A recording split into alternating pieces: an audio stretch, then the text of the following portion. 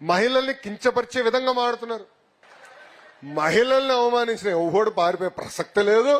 పట్టుకొచ్చి బండకేసి కొట్టి లోపలేసే బాధ్యత మన ప్రభుత్వం తీసుకుంటుంది. నమస్తే అండి, నా పేరు శిరీషాబాయి, చిలకలూరుపేట నియోజకవర్గం, సుగాలి కాలనీ.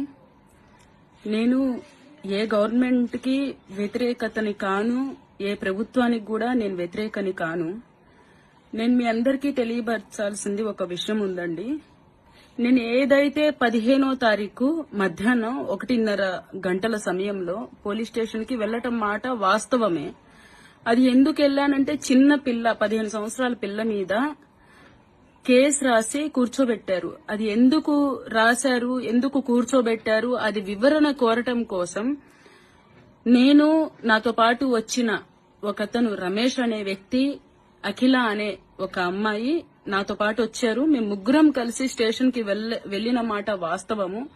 వెళ్లంగానే అక్కడ రిసెప్షన్ లో కూర్చొని ఉన్న ఒక లేడీ కానిస్టేబుల్ తో ఆ అమ్మాయి గురించి, ఏ అమ్మాయినైతే అరెస్ట్ చేసి కూర్చోబెట్టారో, కేసు ఫైల్ చేశారో ఆ అమ్మాయి గురించి అడగటం జరిగింది. ఏం మేడం, ఏం తప్పు చేసింది ఆ పిల్ల, ఎందుకు కేసు ఫైల్ చేశారు, చిన్న పిల్ల, ఆ పిల్లని సదరు అబ్బాయిలతో కూర్చోబెట్టారు, ఇది ఎంతవరకు కరెక్ట్ అని చెప్పి నేను అడగటం జరిగింది, ప్రశ్నించడం జరిగింది.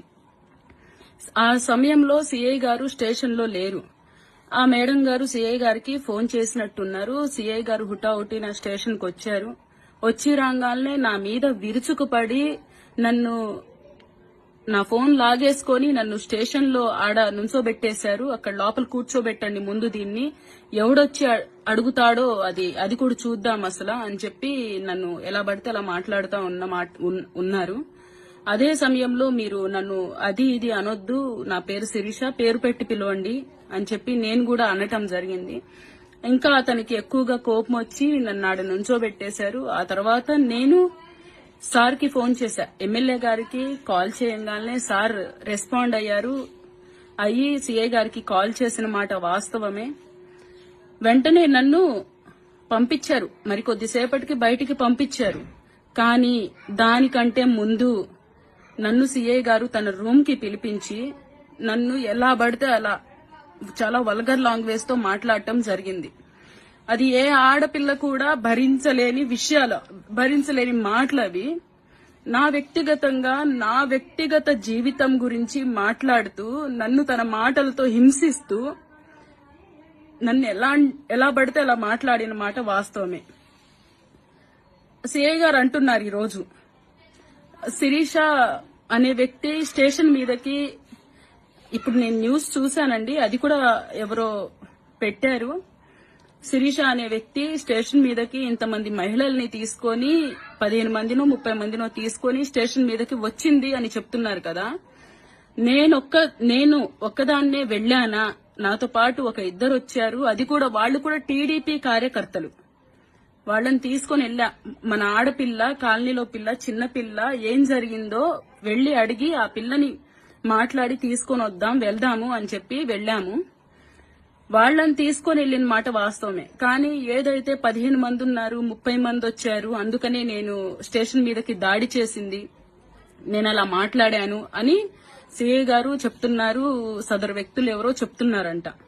అది ఎంతవరకు వాస్తవం అనేది అక్కడ ఉన్న స్టేషన్ లో సీసీ ఫుటేజ్ బయటకు తీస్తే అది అందరికీ అర్థమవుతుంది, అది ఎంతవరకు వాస్తవం అనే విషయం అది అందరికీ తెలుస్తుంది.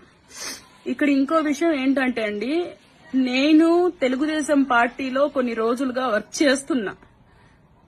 కాలనీలో ఏ సమస్య వచ్చినా చిన్న చితక విషయాలకి వెళ్లి మాట్లాడొస్తాను. నేను అలాగే అదే చనువుతో ఆ రోజు కూడా స్టేషన్ కి వెళ్లి సిఐ గారితో మాట్లాడి తన్ని తీసుకొద్దాము, ఏం జరిగిందో తెలుసుకొని తన్ని తీసుకొద్దాము అని వెళ్లాలే గాని నేను గొడవ పట్టానికో లేకపోతే చట్టానికి వ్యతిరేకంగా నేను వాదించడానికో నేను వెళ్లలేదు. సరే అండి, నేను చట్టానికి వ్యతిరేకంగా మాట్లాడాను, వాదించాను అనుకోండి, నా మీద చట్టపరమైన యాక్షన్ తీసుకోండి, నేను కాదన్ను. రేపు కూడా నేను చట్టానికి వ్యతిరేకంగా ప్రవర్తించాను, అక్కడ మాట్లాడాను, గవర్నమెంట్ కి వ్యతిరేకంగా ఉన్నాను అని మీరు గనక నమ్మితే, నిరూపించగలిగితే అక్కడ సీసీ ఫుటేజ్లు ఉన్నాయి. స్టేషన్ బయట ఉంది, స్టేషన్ లోపల రిసెప్షన్ లో ఉంది, సిఐ గారి రూమ్ లో ఉంది, సిఐ గారి రూమ్ బయట ఉంది. ఇది గనక నిరూపించగలిగితే మీరు ఏ శిక్ష వేసినా నేను తలదించుకొని ఆ శిక్షని అనుభవిస్తాను. 365 రోజులు కూడా స్టేషన్ లో కూర్చోటానికి నేను సిద్ధంగా ఉన్నాను. ఆ సీసీ ఫుటేజ్ ఏదైతే ఉన్నాయో నేను సిఐ గారితో రాంగ్ గా మాట్లాడానా లేకపోతే సిఐ గారు నాతో రాంగ్ గా మాట్లాడారా అనే విషయం బయటకు వస్తుంది.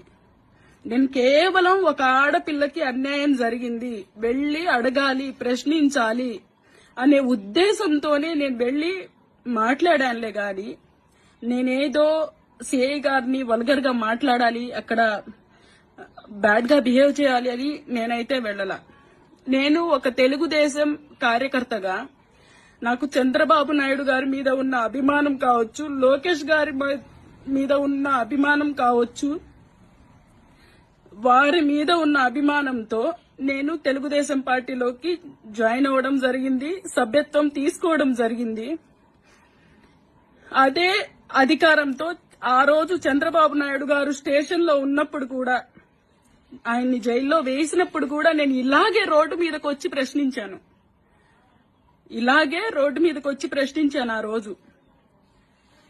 అదే విధంగా చంద్రబాబు నాయుడు గారి కోసం జరిగిన అన్యాయాన్ని ప్రశ్నించాను. ఆ రోజు కూడా ప్రశ్నించాను నేను. ఈ రోజు నా కాలనీలో నా వాళ్ళకి ఎవరికైనా ఇబ్బంది వచ్చింది చేసిందంటే నేను ప్రశ్నిస్తా. ఎందుకంటే ఈ రోజు నేను నా సంఘంలో, నా జాతిలో ఆల్ ఇండియా బంజారా సేవా సంఘం అనే ఒక సంఘంలో ఒక మహిళా నాయకురాల్లాగా పనిచేస్తున్నాను.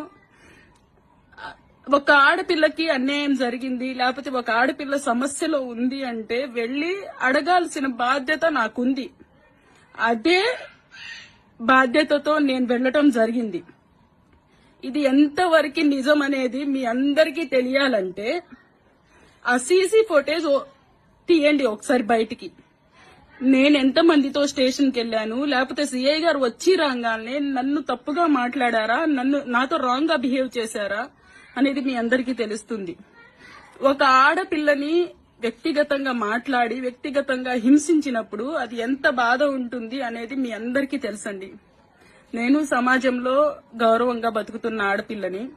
ఈ రోజు నేను ఆ సిఐ గారు తప్పు చేశారు అని చెప్పి అడగటానికి వెళ్తే అందరూ నా వ్యక్తిగత జీవితంలోకి వచ్చి నన్ను తప్పుడుదాన్ని అంటున్నారు. ఈ రోజు నేను ఆ సిఐ గారు చేసింది తప్పు, నాతో తప్పుగా బిహేవ్ చేశారు, తప్పుగా మాట్లాడారు, నా తప్పు ఏమీ లేదు అని బయటికి వచ్చి అడుగుతుంటే, ప్రశ్నిస్తుంటే అందరూ నన్ను విమర్శిస్తున్నారు, నేను తప్పుడు దాన్నని మాట్లాడుతున్నారు. అది ఎంతవరకు కరెక్ట్ నాకైతే తెలియదు సార్. నేను ఏదైనా తప్పు చేస్తే నేను ఏ శిక్ష అనుభవించడానికైనా సిద్ధంగా ఉన్నాను.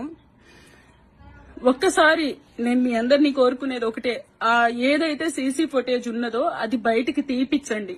అది తీస్తే నేనేం చేశాను, సిఐ గారు ఏం చేశారు అనేది బయటికి వస్తుంది. నేను వేరే ఏదో విషయంలో అడగటం కోసం నేను స్టేషన్ కి వెళ్లాలే కానీ నేను గొడవ చేయటానికో లేకపోతే ఇంకేదో రభస చేయటానికో నేను వెళ్లలేదండి. అక్కడ నేను కాదు, స్టేషన్ లో వచ్చిన జనాలు ఉన్నారు, స్టేషన్ లో సిబ్బంది ఉన్నారు.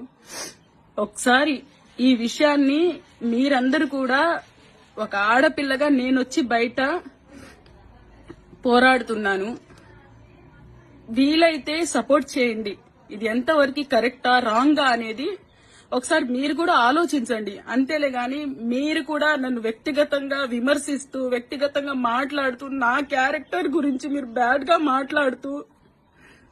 కానీ నేను కోరేది మిమ్మల్ని అందరినీ, జరుగుతున్నాయి ప్రజల్లోకి తీసుకెళ్లాలమ్మా. ఎట్లా అడుగడుగున మహిళలను అవమానిస్తూనే ఉన్నారు.